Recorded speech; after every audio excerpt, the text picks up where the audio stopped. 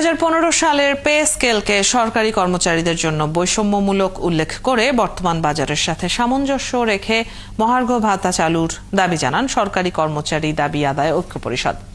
শুক্রবার রাজধানীতে এক আলোচনা সভায় তারা এই দাবি জানান। এ সময় তারা বলেন, 2015 সালের পে স্কেল ছিল বৈষম্যমূলক, যেখানে কর্মকর্তাদের সাথে কর্মচারীদের বড় বৈষম্য রয়েছে। গেল 7 বছরে পে স্কেল সংস্কারের দাবি করা হলেও তা করা হয়নি। নতুন পে স্কেল চালু কিংবা সংস্কার না হওয়া পর্যন্ত মহার্ঘ ভাতা দিয়ে কাজ চালানোর দাবি জানান তারা। সেই সাথে সিলেকশন গ্রেড টাইম স্কেল বহালের দাবি তোলেন। দাবি আদায় না হলে 1 মে থেকে সকল কর্মচারীরা প্রেস ক্লাবে গণজমায়েতের ঘোষণা দেন। আমাদেরকে ঘর থেকে বের হতে হবে, টেবিল ছাড়তে হবে, আমাদেরকে পয়সা খরচ করতে হবে, সময় দিতে হবে, তাহলেই না আমাদের দাবি আদায় হবে। আমাদেরকে একটু শক্ত হতে হবে, আমাদেরকে স্যাক্রিফাইস করতে হবে, সময় দিতে হবে, আমাদেরকে সময়ের জ্ঞান দিতে হবে, সময়ের মূল্য দিতে হবে, তাহলে যদি আমাদের কাঙ্ক্ষিত লক্ষ্যে আমরা পৌঁছতে পারি। আপনারা জানেন যে আমরা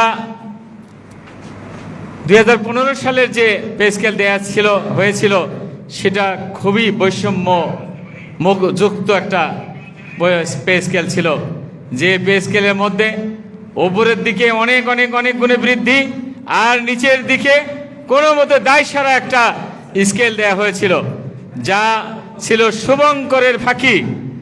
অনেক ফাঁকি ছিল এই পে স্কেলের মধ্যে। এই পে স্কেল দিয়ে সরকার ঘোষণা দিয়েছিল, জনগণকে বুঝাইছিল যে আমরা বেতন ডবল করেছি। আসলে কি ডবল হয়েছিল? কোনো মতেই ডবল হয় নাই। আমার বেড়েছে 1,500 টাকা মাত্র, কিন্তু আমার 15 বছর পরে যে অ্যাসিস্ট্যান্ট ডিরেক্টর তিনি নিয়োগ পেয়েছিলেন, সেই অ্যাসিস্ট্যান্ট ডিরেক্টর তিনি প্রায় 10,000 টাকা তিনি বেতন তার বৃদ্ধি হয়েছিল। এটাই হচ্ছে বৈষম্য।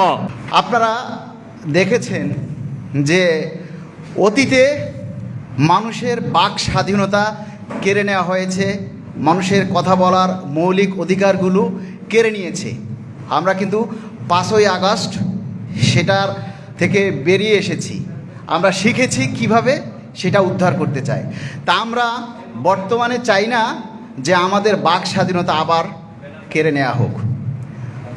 এখন আমরা অনেকেই ভয় পাচ্ছি, এই কথাটা বলার উদ্দেশ্য এটাই যে আমরা অনেকেই কিন্তু ভয় পাচ্ছি আন্দোলনে যাব কি না। গতকালকে থেকে একটা পোস্ট সব জায়গায় ছড়াচ্ছে, 3 জনের বেশি এক জায়গায় হওয়া যাবে না, সরকারি কর্মচারীদেরকে আন্দোলন করতে দিবে না।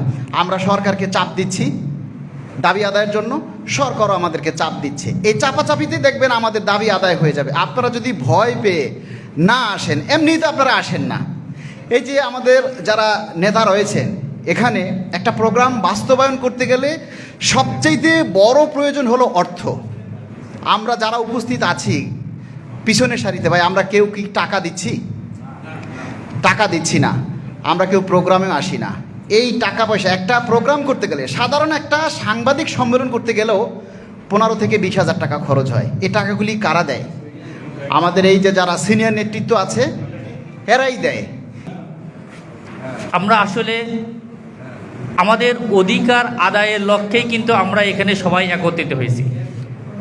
আমরা যদি আমাদের অধিকার আদায়ের লক্ষ্যে কি করতে হবে, আমাদের কি করণীয়, এটা যদি আমরা ঠিক করতে না পারি, তাহলে কিন্তু আমাদের সেই দাবিগুলো আদায় হবে না।